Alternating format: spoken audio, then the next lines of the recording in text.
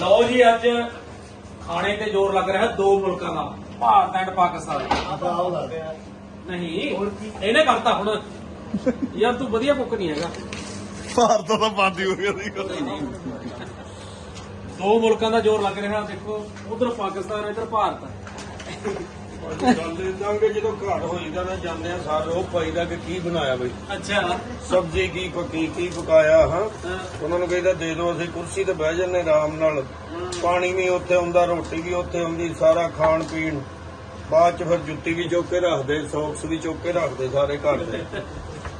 ਇੱਥੇ ਦੇਖ ਲਓ ਸਾਲਾ ਆਏ ਆ ਤੇ ਭੁੱਖ ਲੱਗੀ ਸਾਰਿਆਂ ਨੂੰ, ਤਾਂ ਸਾਰੇ ਆਪਣੀ ਆਪਣੀ ਚੀਜ਼ ਬਣਾ ਰਹੇ ਜੀ, ਜੋ ਜੋ ਕਿਸੇ ਨੂੰ ਆਉਂਦਾ। ਇਹ ਪਹਿਲੀ ਵਾਰ ਪਿੰਡ ਦੇ ਵਿੱਚ ਸ਼ੂਟ ਹੋ ਰਿਹਾ ਜੀ, ਇੰਗਲੈਂਡ ਦੇ। ਹਾਂ ਤੇ ਬੜਾ ਸਵਾਦ ਆ ਰਿਹਾ, ਸਾਰੇ ਇਕੱਠੇ ਆ ਕਿ ਹੋਰ ਆਪਸ਼ਨ ਵੀ ਨਹੀਂ ਸੀ।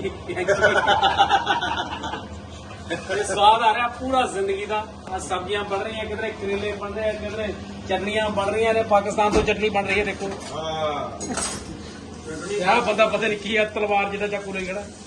ਸਮਾਨ ਹੈ ਨਹੀਂ, ਕੱਲਾ ਚਾਕੂ ਹੀ ਆ। ਪਾਕਿਸਤਾਨੀ ਚਟਨੀ ਬਣਾ ਕੇ, ਧਨੀਆ ਬਣਾ ਕੇ ਅਸੀਂ ਭਾਈ ਮਿਕਸ ਕਰ ਦਿੰਦੇ। ਭੈੜੇ ਭਾਈ ਦੀ ਵੀਡੀਓ ਪਤਾ ਕਿਵੇਂ ਆਈ ਆ? ਦੱਸੋ ਕੀ ਐਕਸਪੀਰੀਅੰਸ ਹੈ?